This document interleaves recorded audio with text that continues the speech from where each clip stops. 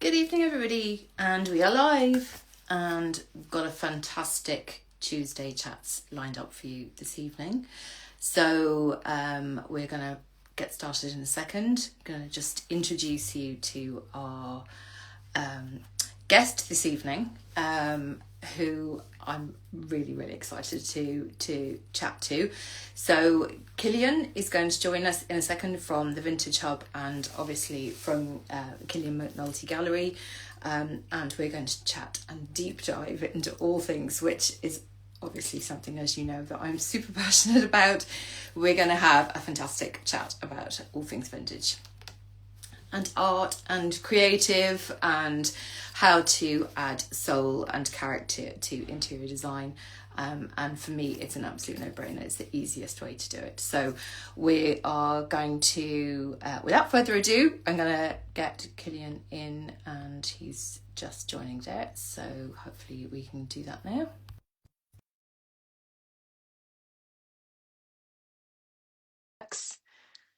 And it did work earlier, so let's hope it does now.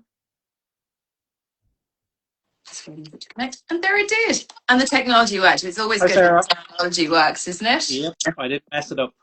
Happy days. Killian, you're so very welcome. I was just setting everybody up there just to explain. Obviously, this is always a chat that I'm always going to put my hand up and say, yes, I'd love to host, because, you know, I'm a huge fan of all things vintage, antique, and adding soul and personality and character to interiors and interior design. So you're very welcome. Thank you so much for agreeing to do this for Design Source.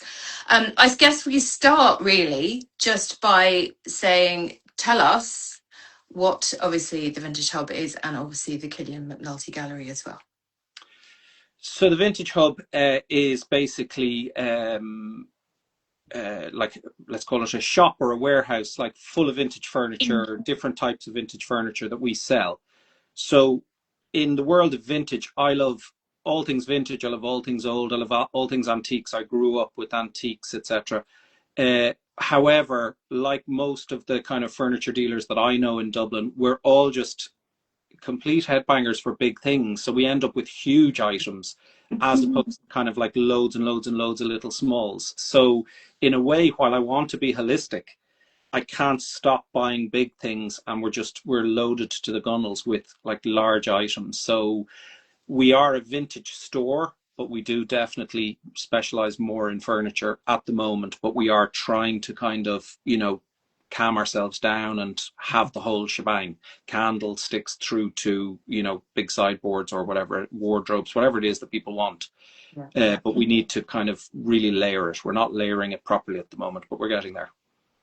And I mean, obviously, you know, you and I had a brief conversation. Well, it started to be brief, and then I think we were nearly on the phone an hour yesterday, because we both are so sort of I'm so intrigued and passionate about the beauty and character of a piece with age and craftsmanship attached. And I mean, obviously, you know, you and I were talking that there's a lot of sort of stigma that, you know, this whole secondhand thing means you have to go to charity shops, and that's not what we're talking about here. We are talking about quality pieces that were built to last and probably will outlast us even.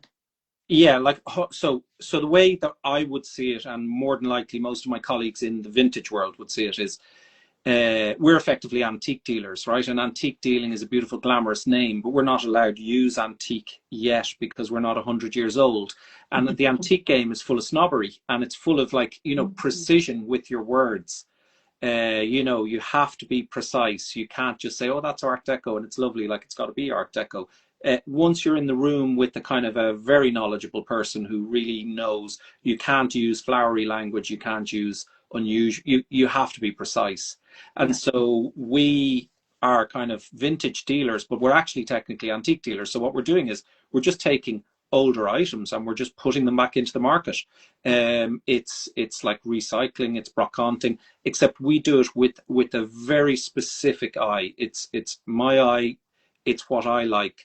And as you go through all of the other dealers in Ireland, you'll see their flavour of how they view the world, what it is that they like.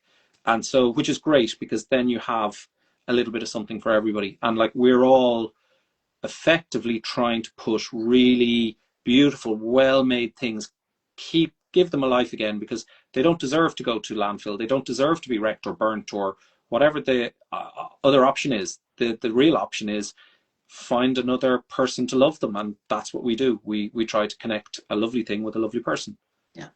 And I did a bit of research about this a little while ago, because I often get asked the difference. And vintage is actually, I'm technically now vintage, because We both are. vintage is 50 or over. So Yeah.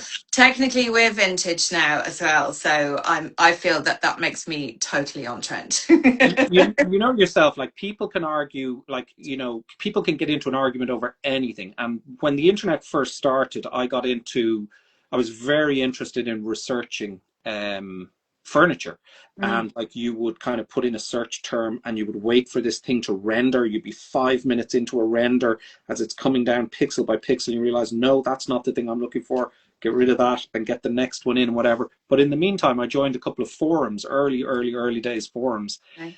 And, people would argue over what is mid-century. Can you call it mid-century? Mid-century should be 50s, 60s. It can't be 70s, because 70s is not the middle of anything.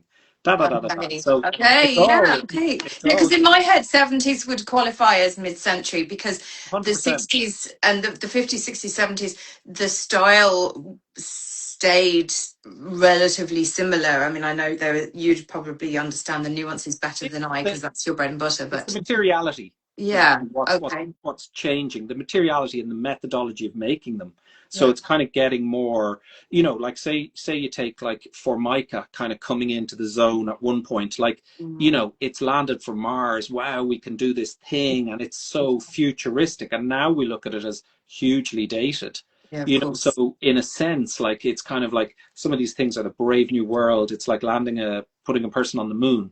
Mm. But yet they kind of, like, they really, stay within a kind of a very small period of time, and other things remain looking fresh and modern. And Yeah, exactly. And it's so interesting, isn't it, how some things just still look dated, and then other things, sort of have stood the test of time. So, let me ask you about how you go about choosing the pieces that you source. Is this purely based on what you would have in your house, or what you would love to see in your dream house? Or is this based on what your customers are looking for? Or is it a little bit of both?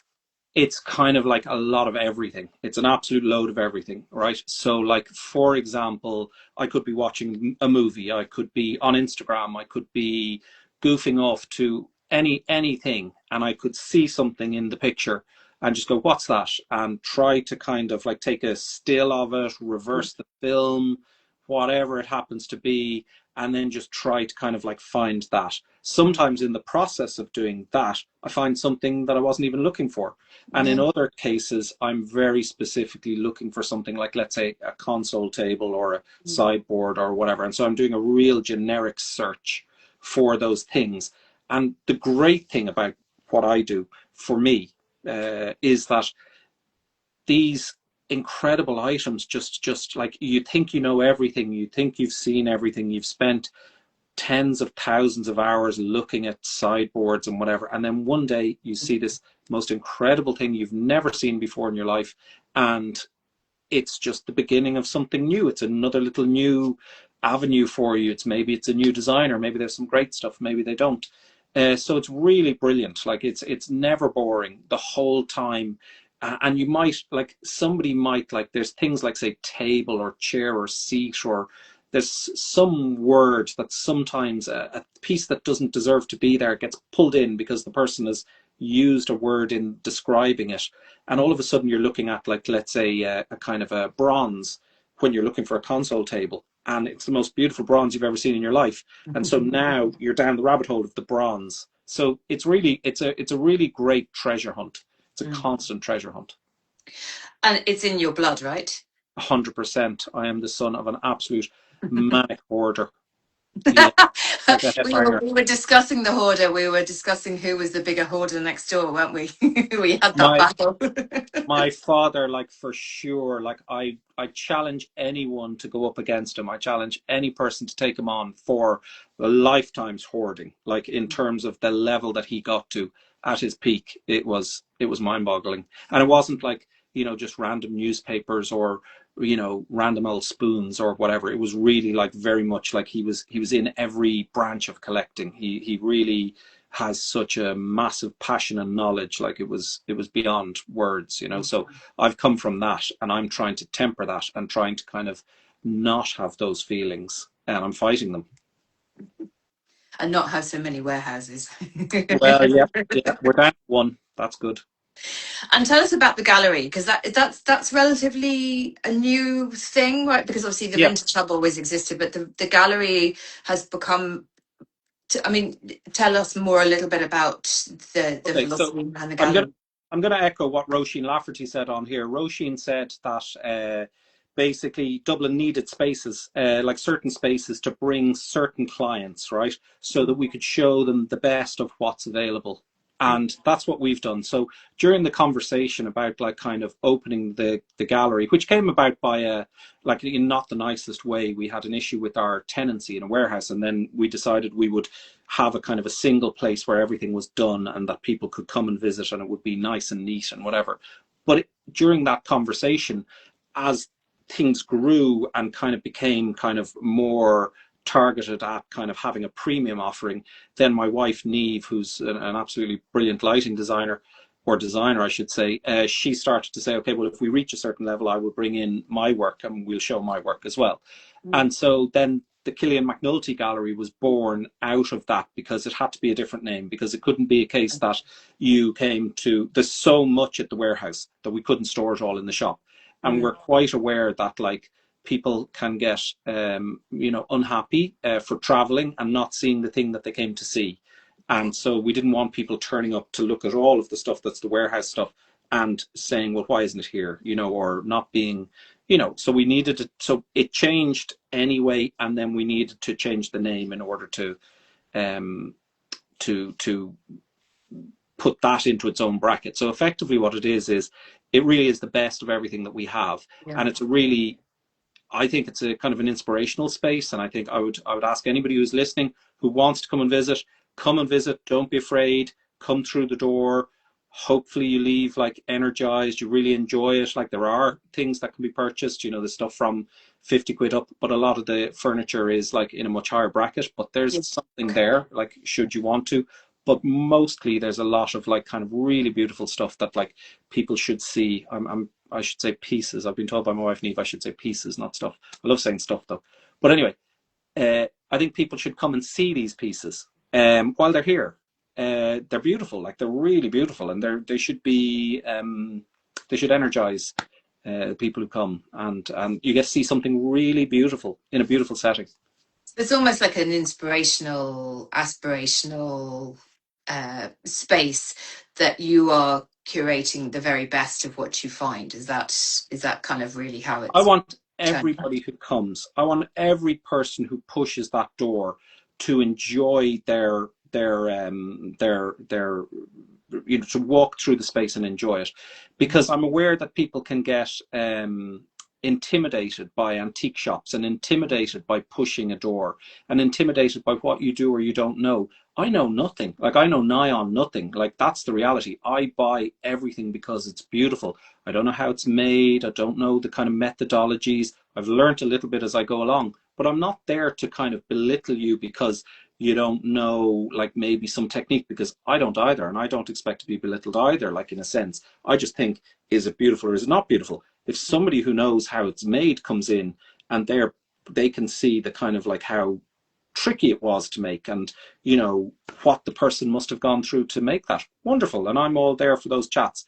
But I don't know that, and so I don't think anybody should be intimidated. I think everybody should come, and everybody should walk around, and everybody should talk to me and say what they think, if they like it or they don't like it, whatever you want. Yeah, and I mean, as you were saying on the call, you know, there's something for everybody there in style terms. So there'll be the pieces that are, you know, the sort of the high end glass chrome, all the way down to, you know, just a really beautiful sideboard. That, you know, it's an eclectic. It's a curate. Actually, somebody said, just put in the comments, the most beautiful shop in Dublin. So there you go. Thank them, whoever that is. Great taste. I didn't see the name. It We goes so concur. fast. It all moves as people Yeah. kind of join.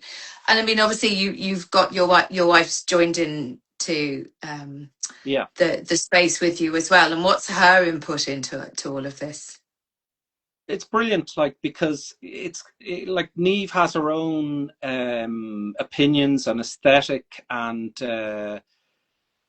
you know what I think is great about Neve, and like I'm Neve's biggest fan in relation to her work, and what I think is great about her is that she's just not limited in any manner, and she's allows herself to kind of really, you know, just feel something and then try and produce what it is that she's feeling that she needs to produce. And I think that the gallery really is offering her a really kind of great creative space. So, like, for argument's sake, we're currently working on cushions and ottomans, and we're working on two scented candles, and we've got other bits and pieces that will be in there over the course of time, that are all, you know, unique to us and from the mind of Neve. And so, you know, I think it's a really great outlet for her, and I think that she really brings something quite serious to the table. So generally, I will put in 100% of the items. Neve will throw out 30% of the items, and I will push back in five, maybe. I will fight for five. So it's she's curating it, let's say. Okay. Okay. So yeah, that's I love that, because, you know, I always think within a couple there's always the push and pull of who gets the final say and who usually makes the decision. I love the fact that, you know, Neve does, and Neve it's does a because collaborative process. she is the right person to make that choice. She's not like, it's not that she's unemotional. I'm very emotional about like this kind of thing as such, and I can get very kind of like, you know, I can probably get a little bit more too excited, and Neve is very she's just really good. But what we've noticed, which is great, is that a thing that is not working now can be the star of the show in the next iteration. As soon as a pair of chairs sell and like a little shelving unit or something goes, boom, in comes this other thing, and it just makes the whole space. But it wasn't working in a previous iteration. So everything will kind of go in at some point and everything will work. And you know, we're kind of confident of that. But it doesn't always, you know, you do have to edit it. Yeah, because we were talking about this, you know, I mean, obviously, I mean, you source from all over the world, but I mean, where do you, I mean, what's your greatest source of inspiration? I mean, where do you tend um, where do you tend to go to find So the best pieces? Let's okay, say. so where do I go for the inspiration, right? Like, let's just take the inspiration. It's definitely books and films, 100%. So I come from the world of film, in a sense that I was working in a prop house for I ran a prop house for 30 years, and Wow. basically, as part of that, you become, once you work within the film industry and you work on a film, you no longer really technically watch what's happening. You're watching what's happening in the background all the time, and you're looking to see, is that set period correct? Is that set saying the right thing about the person? So there's all this kind of thing. So when I watch films, I'm looking at everything in the background and I'm seeing, like, am I really like it, like, is this inspiring me? So like, one that I always think of is Tom Ford, A Single Man. I just like, what, like, you know, unbelievable, the sets in that. Most of that furniture was apparently his own, from his own house. And whatever. Wow. But Julianne Moore's set was just incredible. Like, Julianne Moore is so beautiful, such a great actress, and the way she played that part, and but just amplified by where she lived, like, was just, you know, for me, was mind-boggling. Very, like, within a week I had a curved sofa, like the first curved sofa I've ever owned, and now I've had, you know, probably getting on for a dozen that I've bought and sold since I saw that film. And then I would look at books like, say, Yves Saint Laurent, when he sold his apartment, or when the Yves Saint Laurent Pierre Berger collection came up for sale. You know, unbelievable. Like you just look through that, and like for argument's sake, they may have had a kind of a ceramic like cockerel, you know, that's maybe like say 10 grand or something like that. Like it's from bloody bloody blood dynasty, but you'll find an equivalent for, you know, 100, 200, 300 euro. You can have, there's always something that can come in and be that thing for you. You know, it doesn't have to. I think I have a chicken here of my soul chicken. You know, like that's not very expensive. You know, so you know, you can always find something that'll help you replicate something that you really liked. And is there a thing that you personally, I know we were talking yesterday about things that we collect, and we do as people. I think there are items that you're drawn to. I'm always drawn to vintage books because I love the colours, the spines they go all faded, and sometimes if you're really lucky you find one in shops that were beautifully designed on the spine, you know. Yeah. So I mean, are there things that you personally love to collect? Bronzes. You know, so like I have a couple of them here. So like this little guy here. So this is by a kind of I think he's a Hawaiian artist, and this was a little maquette, and he did a series of fountains around Hawaii in it. But like, you know, just a great, like it's just the shape. Like look at the little shape of the people there. And then this is a little piece. And what age is that, Killian? I'd say 1960s. Because that's so contemporary for now. I mean, you're seeing high street style, you know, sort of little figures and things like that now currently, right? Yeah, I love it. Like, so every time I see that little silhouette, I just think, wow, that's beautiful, isn't it? This thing here, which is a really weird piece, it's by a guy called Klaus Illenfeld. Yeah. And he made much bigger pieces, which I can't afford. So, like, effectively, I have the piece I can afford, you know, and anybody could afford one of these. Like, you can find these online. And his son is now making them, but his son makes much, much bigger pieces, and they're quite expensive in general. Like, they tend to be, you know, thousands of dollars. This was like, you know, 100 odd, kind of like at an auction. And it's a weird, it's a madly weird little thing. But I love it, and I love, like, every time I see it, it's great. So, like, for me, it's that, you know, this is a super simple little candlestick from Scandinavia. Didn't cost a lot of money, bought it at a market. So you put a candle in there, you know. But what a sculptural thing! It's beautiful. Yeah. So you're drawn to, so you're obviously drawn to shape. Just listening to you. 100%, 100%. Yeah, absolutely. Okay. Like, there's another little bronze there. Oh, yeah, this is a tiny little one. Like, again, little market piece, tiny little bell, but it's a bird. Beautiful. It's a bird. It's like a chicken and a little bell. Absolutely useless, dreadfully annoying, but cute. And like probably a $5 at a market, more than likely. And it just sits there along with all the others. And then this little one from Spain, a nice little bronze. I just, there's something about the material bronze. I just love it. Yeah, yeah. It's great. I think it's lovely. Yeah. It's great it's a great passion and it's a great affliction, but yeah.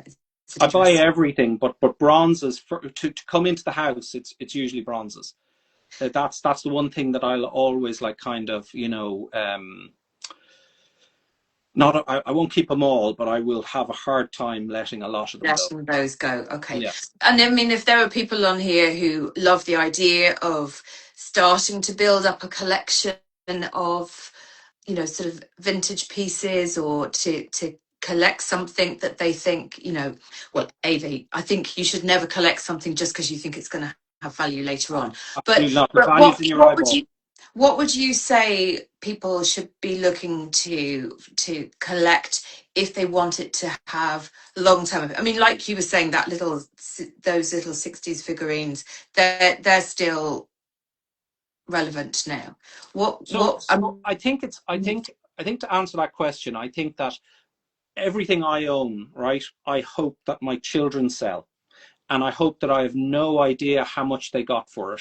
That's really like the most important thing, is that maybe it gets them a few quid, maybe they undersell it. Like I know, like from my own experience as a child of a particular dealer who when he died, his wife hated the antique trade, hated everybody involved in it, and sold his stuff off for next to nothing, like, you know, so it achieved no money whatsoever because she just loathed the whole situation, right? So in a sense, like, it doesn't matter who sells it and how much it sells for or anything like that. What should matter is that when I come in here and I sit down, I look over at that. I'll get a kind of a view of it. Every now and then I'll see these little things. That's the investment. So whatever that is, if it's books, wonderful. If it's ceramics, great. Is it a line of ceramics? Like, let's say it's a kind of like Whitefriars Drunken Bricklayer vase, or let's say it's Troika, or I think it's Troika, isn't it? That kind of mad kind of ceramics. There's so many beautiful things out there, and they don't really cost a fortune. Like, there's an awful lot. If you're patient, and so to save money, you must do more legwork. That's the way it works. That's just the way it works. And so if you're prepared to do more legwork to save yourself money, to have a better collection that costs you slightly less, then you do the legwork and you enjoy the hunt. The hunt is great, you know, and there's always something, like, you know, what you have to do if you want to hunt is you have to try and think like a person who has something that they don't know what it is, and how are they going to list it. So for argument's sake, like, a red piece of glass could be Murano. A piece of red glass could be Murano. It's never always going to be Murano. Murano is going to be somebody who knows it's Murano. So for argument's sake, you have to really think like somebody who really does not care, as much as you have to think of as somebody who does care, because it's in between where you find the gold. Yeah,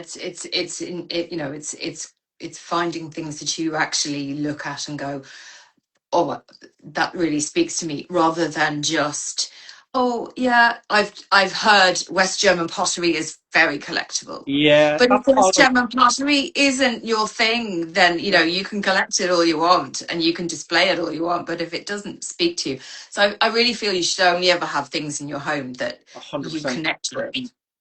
100%, absolutely. You know, like, for example, right, on another thing, and I think you and I might possibly meet somewhere on this one, is Kitchenalia. I love Kitchenalia. It doesn't have to be old.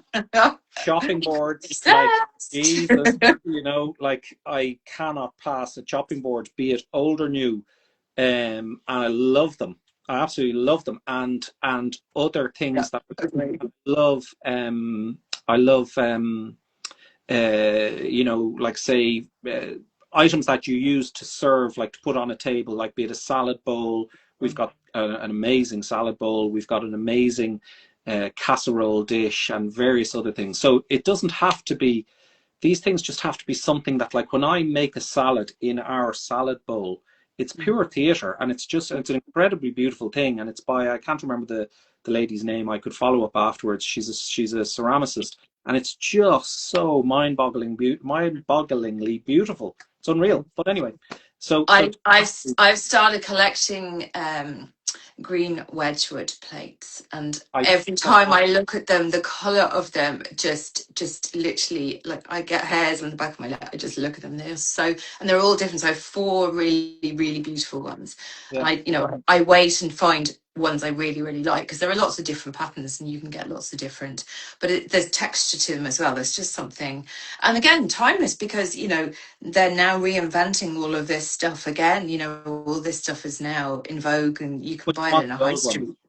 The old ones are the ones that resonate. Yeah, exactly. Like, you give a friend a sandwich or a cup of tea when they come to the house, and it's pure theatre on those plates. It's absolute theatre, and it really elevates the whole experience, I think. Like, and I have a very good friend, Jenny Glasgow, and Jenny and I both love kind of little serving dishes and serving things. And, like, I got this lovely little thing for serving sardines, and I got, like, these really beautiful little egg cups and a few other little things. And the two of us would be like, just, our minds would be blown by these things, like, in terms of using them or offering it to somebody to use or whatever. It's a lovely, I think it's very analog, and it's very nice to kind of be in that kind of, like, there's so much kind of chatter out there. There's so much kind of, like, just dreadfulness, that these just lovely little moments, these little personal moments, like when you're doing something with your crockery,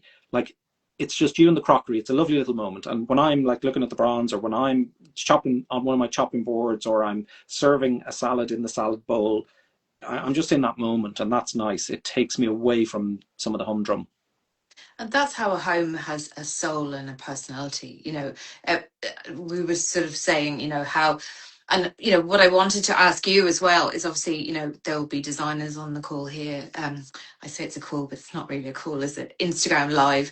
There'll be designers here who might go, okay, well, how can I, perhaps I have a client who might be interested, we've got a modern design, but we'd love the idea of, vintage armchair, or it's a vintage dining table or coffee table or whatever. If they have an idea in mind of the kind of style that they are looking for, can they come to you? Are you open to conversations like that where maybe it's a case of you'll help them to source something? Absolutely, yeah, 100%, yeah. What I would say, my thoughts on that are that I think that there's a slightly untapped market, which is that more often when we're talking about something that I have now, not what could I get or what could I find. If we've got like a week to explore or 2 weeks to explore the market, right, and then just go out and look all around the market, which takes quite a lot of time and is very enjoyable nonetheless, but takes time.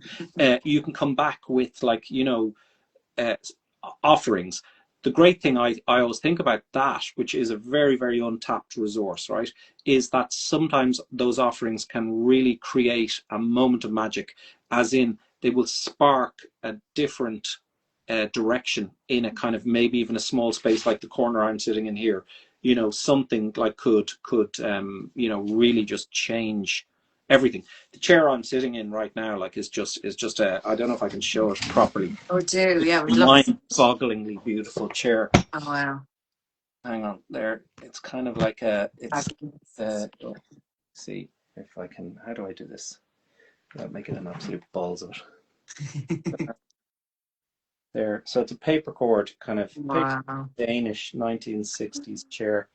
But it's great. But the thing is, it totally made this corner of the house, like it totally made this room, and it sits in underneath the light, and when the doors open over there and you walk past it, it's sitting here like a little star of the show, and it's just a real thing of beauty. Like it's a lovely piece, So you might be thinking, okay, I want a chair for him to sit or her to sit and read a book, etc., right? And you're kind of thinking comfy and this, that, and the other, but you could end up with a piece of sculpture, and then that could trigger the light, or it could trigger something about the lighting, or could, I don't know. I feel That's such a, that chair is, yeah, exactly. That for chair, me in film for years, yeah, was that these little ideas just sparked stuff, and boom, and once it happened, you could just feel the magic in the room. It was always great. Like, we used to get film designers through the door, and we've dealt with everybody from Academy Award winners through to people who are on their first job type of thing, and some of them are really difficult and some of them are really easy.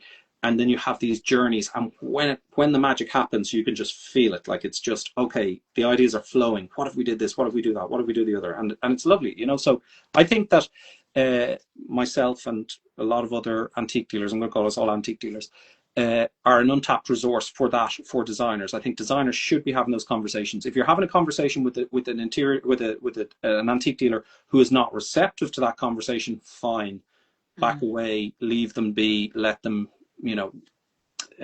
stew in their own juices. But hopefully you'll find somebody like who will really help you with that and really like kind of fire that. Talking to my clients about how we can get vintage and antique into their house, into a modern scheme, because I think a lot of people think, because a lot of people, not all of us get to live in the character house of our dreams. A lot of us are living in the 3-bed semi in Dublin. So it's how do you make those vintage and antique pieces work in a modern home? Well, like, okay, I'm in the 1930s. I really feel that they work anywhere. Like, I really do. I just think there's so much. It's such a broad church. And like, from say, teak items, rosewood items, chrome items, brass items, bronze, like whatever it is, like, it doesn't have to be a load of stuff. Like, it could be anything. It could be a little collection of ceramics. It could be glass. It could be any like little pocket of that world.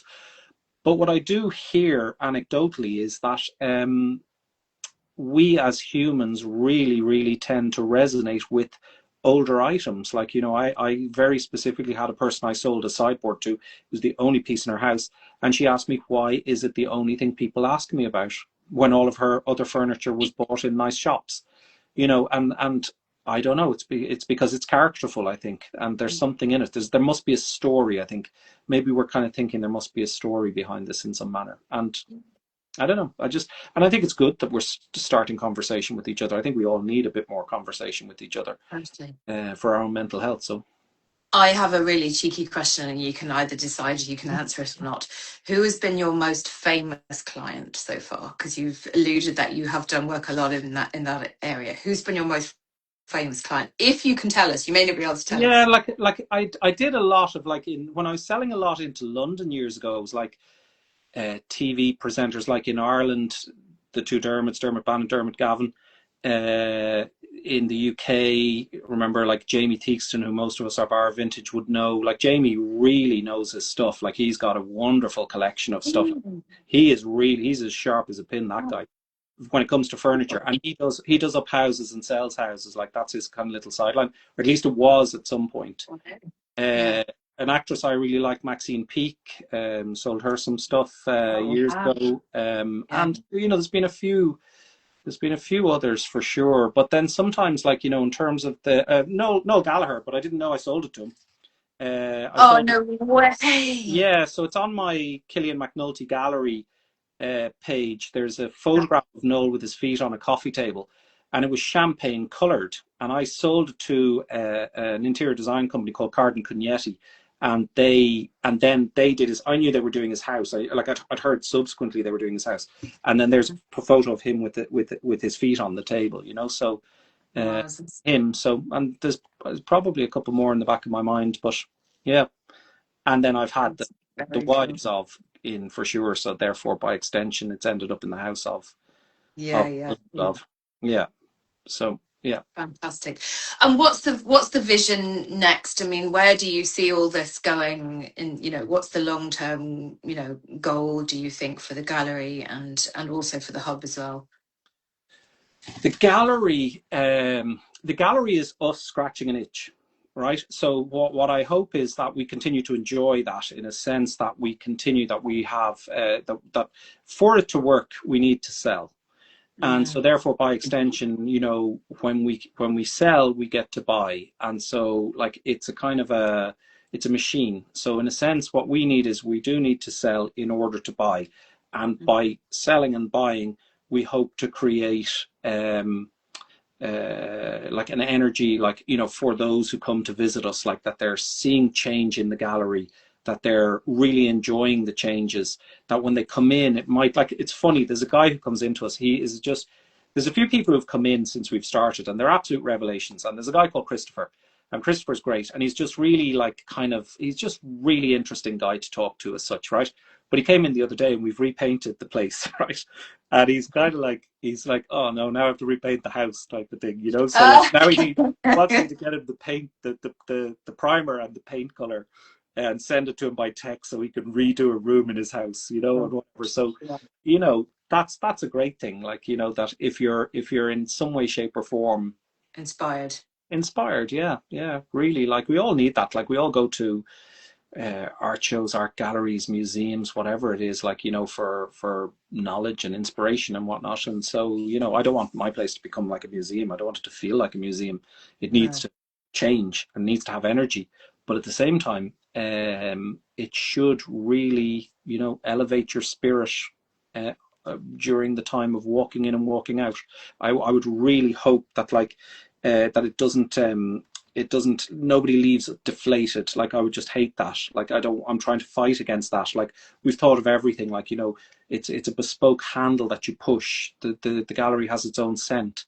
And as you walk around, like, there's kind of like, there's little things everywhere that should lift your spirit in some manner.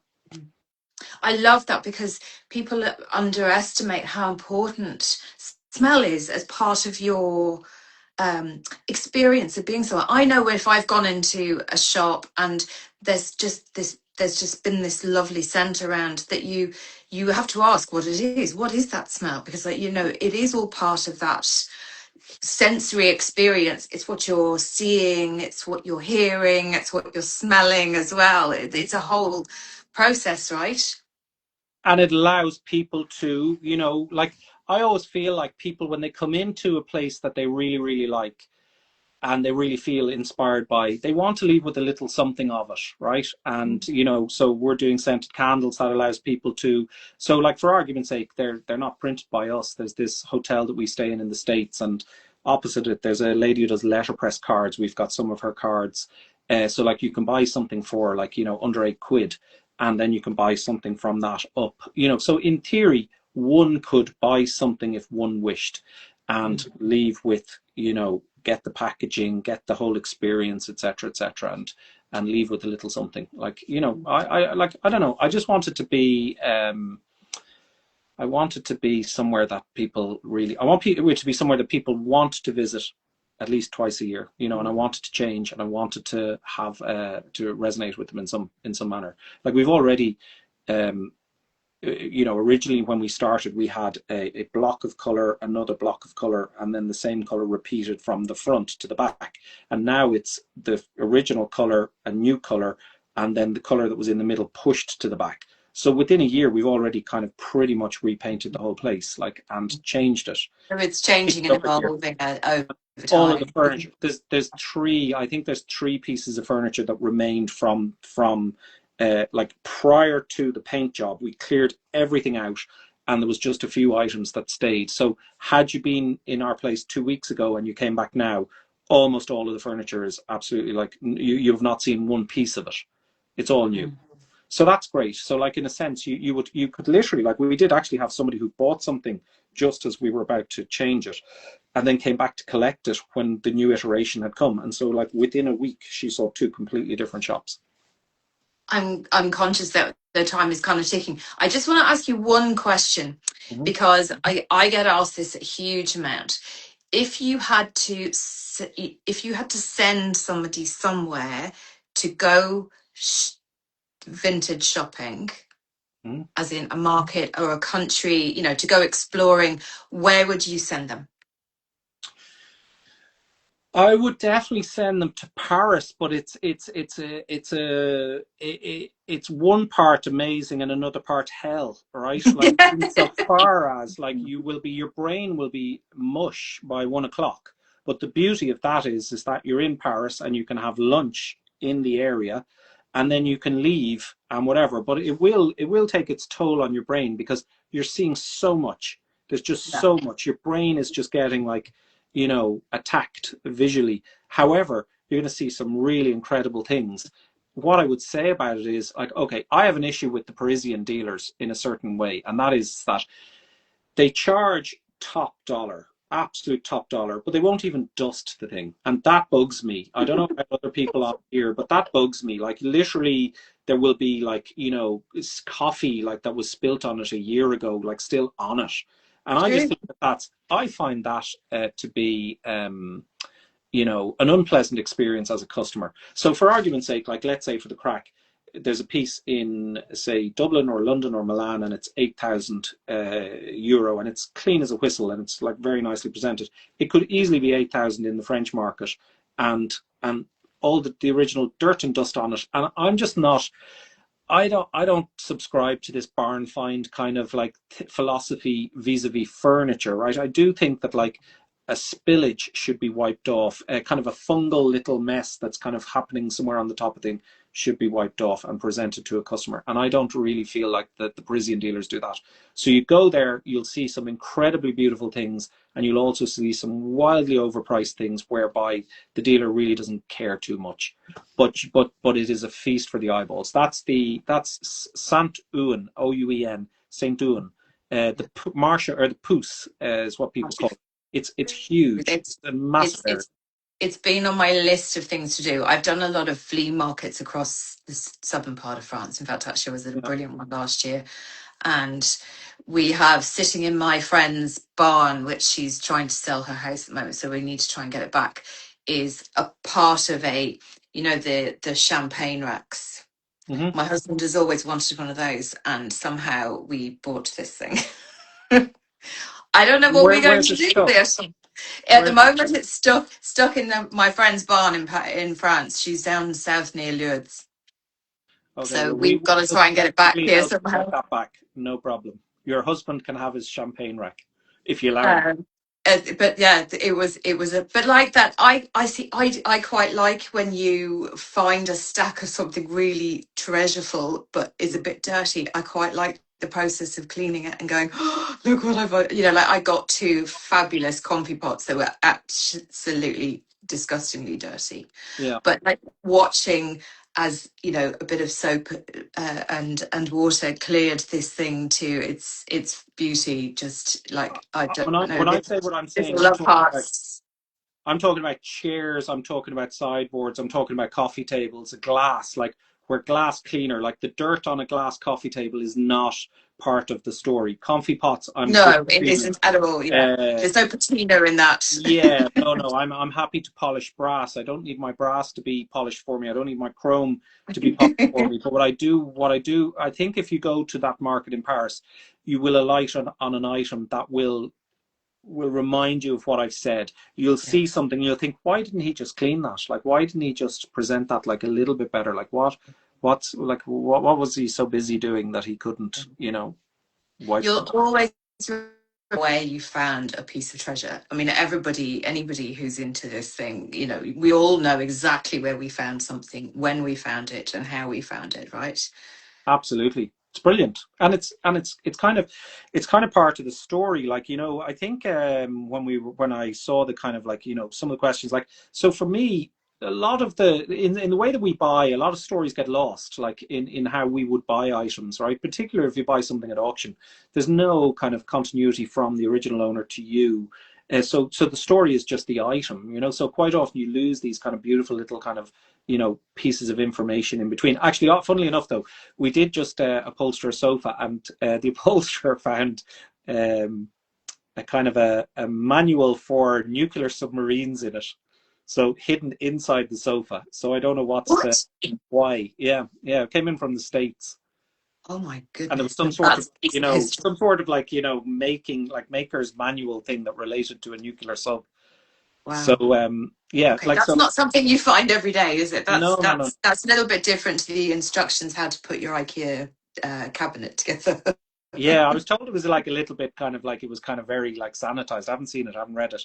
That it's not like Oh kind of, here's how you make the reactor type of thing. But like it was interesting that it was hidden inside a sofa, my that somebody, gosh. put it down the arm of it or whatever. But I just think in terms of the hunt and the finding, I find, like, I remember I went away with the French dealer to France, and he described me as a gazelle. We went into this room that was dark and it was full, and he said I was leaping over furniture like a gazelle. He'd never seen anything like it, like with a flashlight and whatever. And so it's just, the blood raises and away you go Oh, and in you go, and it's the heart is beating. I would say to anybody listening to this is, don't, maybe if you haven't done it before, see how you feel, and hopefully when you do it, you feel like you go into these like little brocants in France, or you go to, the kind of Irish versions of these brocants, like you've got Wild Vintage in Fairview and Pete's Antiques, which are really like what I kind of consider to be like brocanteurs, like in a sense, like they're really like very eclectic mixes. You go in there and just see how you feel. If for argument's sake you feel energized in any manner, this is for you. If you don't, if you feel like it's all just rubbish and tat, yeah. that's that. But it's the difference between being able to go into a charity shop and find the best top that you've ever seen. Yeah, And some people just don't want to do that. They're just not interested in that. So, I mean, it's for me, all of those flea markets are the best dopamine hit there absolutely is. I mean, like literally, I get giddy. I'm like a child again. I'm like a candy. I'm like kid in a sweet shop. It's absolutely. And I'm very lucky. I'm married to somebody who finds it equally so. He grew up amongst antiques in his family home as well. So it's definitely in both of our bloods. But listen, I'm very I'm going to leave conscious you that with one. I'm going to leave you with one yeah, final thing do. that's relevant to what you were saying there, right? And this is what people need to understand, right? Is that the antique trade is a pyramid, right? And the bottom end of it here is brocanteurs, it's Oxfam shops, it's like whatever it is, like your charity shops, etc., right? And so in here we all have a chance. We all have a chance, and all the good stuff ends up in here. Every now and then, something good comes into this part. Then what happens is that like a kind of a slightly better brocanteur, slightly better dealer, somebody who's thinking a bit more, slightly better curator buys it, and it moves up into the pyramid. And at the top of the pyramid, it'll end up on Francis Street or in one of the high-end shops or something along the lines of that. And so we all have a shot at each level. We all have a shot of buying that thing before it gets to the very top. You know, so I know that like I can buy great things in charity shops, and I know that I can buy great things from brocanteurs, and I know that I can buy great things from colleagues. And I can buy and buy and buy all the way up to the top, you know. So, you know, don't be afraid to look through the levels, you know.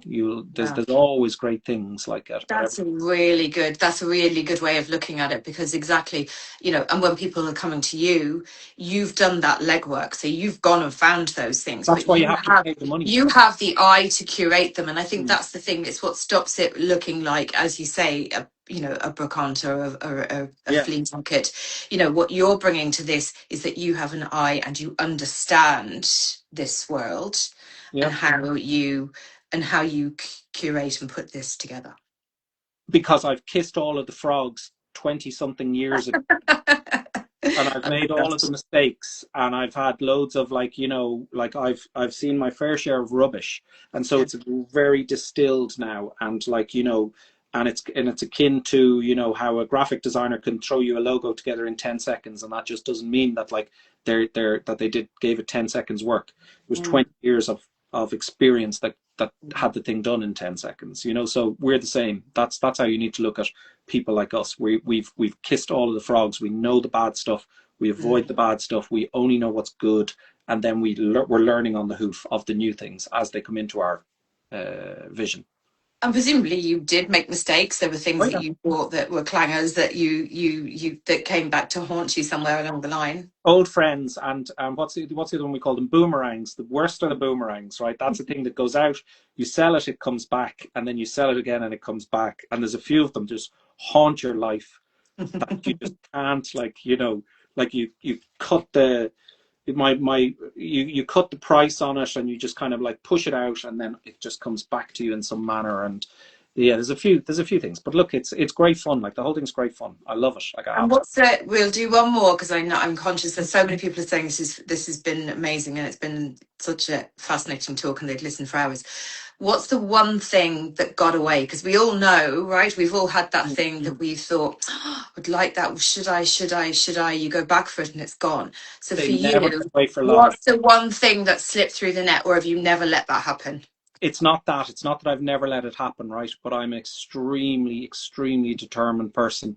And if I feel those feelings, I will go to the nth degree to undo that, right? Like, so, you know, on that subject as such, like a kind of a slightly interesting one was, I'd heard about and found out about this incredibly beautiful stereo, and set about trying to buy one, and I eventually bought one. And there's two types of this. There's the Generation 1 and the Generation 2. The guy made a mistake who was selling me it, and he told me it was a Generation 2. And he sold me a Generation 1. So he actually did me a real big favor, and he sold me the most beautiful thing on the world. But I was disappointed because I hadn't got a G2, which is what I actually wanted in a sense. So I was slightly disappointed. So 2 weeks later, I'd hunted down a G2 and bought a G2. So I had both. It's hard to have one, and we had two within a fortnight. So in a sense, it's not, I got really lucky that I could get that within a fortnight. Like I was blessed in that regard, but I wasn't going to let it happen, if you know what I mean. So like, I'm very, very, very good at, I learned a very interesting lesson when I was much younger. My father was the executor of a very big antique dealer's will, along with other people. And what I saw happening was that his relatives in Canada got some furniture, his relatives in America got some furniture, his relatives in the UK and various other places. And what I could see was this high-end top Irish furniture was going to these, you know, small locations, right? So for argument's sake, it was going to, like, let's say Toronto, and it was going to, let's say, Ohio, or whatever. And so what you realize is that through bequeathing gift stuff and things like that, really beautiful things can end up in the middle of nowhere. So I'm very, very, very good at finding those things when they pop their head up in the arsehole of nowhere. I will be on the other end of the screen waiting for that thing to pop up for sale. And sometimes I'm lucky and I get them, and sometimes I don't. But I know for a fact that these things happen. Let's say you take, like in Ireland, like say one of Neve's pieces of work or one of Joseph Walsh's pieces of work. One of those is going to end up in a weird location at some point in its life, and is going to come up in a backwater somewhere without many eyeballs on it, you know. And that's how we as dealers, we really, like, you know, earn our crust, is to find those things out of the main centers. Because once it goes up in the main center in New York, you're dead, you're toast. You haven't got a hope. You know, London, you haven't got a hope, you know. So that's the great thing about it, is that we're there for those.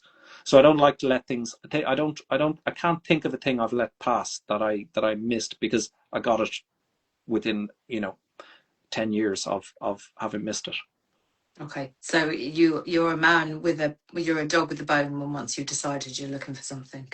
100%, like literally, I googled the word of the thing, you know, 10,000 times in 1 year. Wow. You know, whatever, like just you know, just obsessive. Yeah. And is there somebody in the industry that you hugely admire that, you know, you feel is just doing something trailblazing outside of industry, yourself? well, yeah, I don't, like, see, this is the interesting thing is, right, like I told you I grew up in a house full of antiques, right? I think I'm in a little bit of a bubble, like to a certain extent, and that is that I'm very much in a vintage bubble, and what I see everybody's Instagram accounts, and, you know, from people across the world doing a sort of different things. And 9 times out of 10, if I see something I really like, I will either message the person or make a comment or something like that. If I see something that I can't, that requires applause and requires a kind of well done, like, you know, brilliant, like, you know, can't believe, you know, food for the eyeballs, I will always say something. But I do live in this little bubble, like, of kind of, you know, what I'm hunting for, what I'm searching for. And those things come into that. So, like, you know, I'm gonna go with, like, just because every time I think of it, I'm gonna go with Tom Ford and his movies, because when I think of them, I can't watch his second one. It really disturbs me. The one where your woman's driving along the road in Texas. It really disturbs me, but I want to watch it because the house is so incredible. I can't think of the actress's name. I think it's like Amy Adams or somebody like that is in it, and it's the one where she's in Texas and she's getting attacked in a car by a couple of, like, really kind of yabos, and but she's an art curator and she lives in a stunning house. So Tom Ford always, like, you know, his movies are a feast for the eyeballs. Yeah. So I think we should wrap up, because I've realised that we're here an hour and I've been told it was half an hour. So Okay.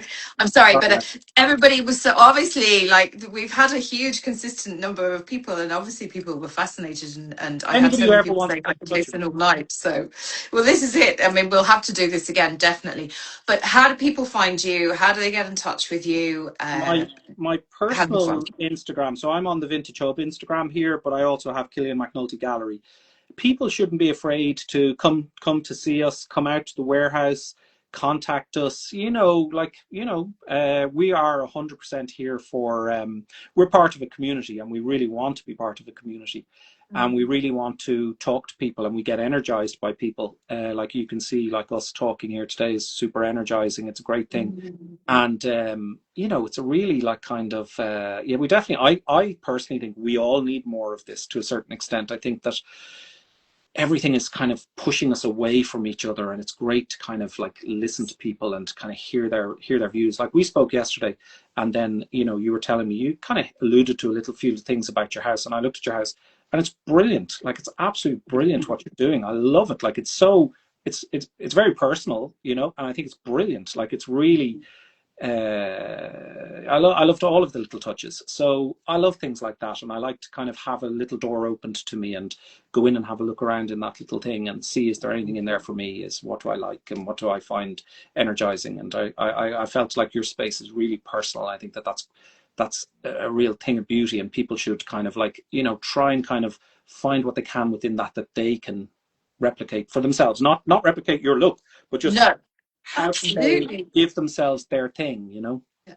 And I mean, you know, for the majority of people, you know, my kind of theatre is too much, but you know, it's what I love. I love creating, you know, I'm a stylist, so it's what I love doing. I love that thing where I see objects that are stacked together, and yeah, that's I just thought definitely I come from the world of film. Like what I love I doing. believe I come from the world of film, and it's theatrical, and that's beautiful because in your mind is the theater, like in a sense, and your eyeballs kind of feed that. So, you know, it's nice. I just think it's a nice thing. I think it's a great thing.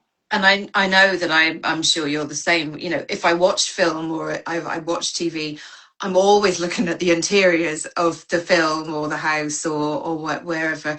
I was watching something the other day, and it was, I think that was The Girlfriend. I don't know if you've seen that on uh, Prime. I think it's on Prime, but fabulous house. Oh my gosh, fabulous interiors. I mean, you know, quite modern but beautiful. And you know, so when you're watching things like that, I know 90% of what I'm doing is I'm watching, and I'm also looking at all the fabulous interiors. Absolutely, exactly. And then just see if there's something in there, and you think I must have that, you know, or Yeah, when you see it, you'll remember. exactly. Listen, Cool.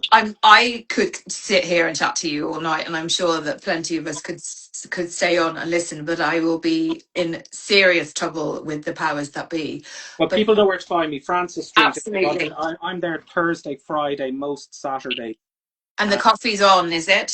oh God, yeah, Perfect. absolutely, yeah. So And tea, everybody can come and sit and have and a at five coffee to with me. five, the champagne is on. So or wine. Oh my gosh. Well, there we go. That's enough and none of us can refuse. Cool. Listen, Killian, it's just been such a pleasure chatting to you. Thank you so, so much. And on behalf of everyone at Design Source Island, thank you for your time today. Thank you. Thanks very much. Cheers, Thank you. Sarah. Bye bye. And I'm signing off now too. Goodbye, everyone.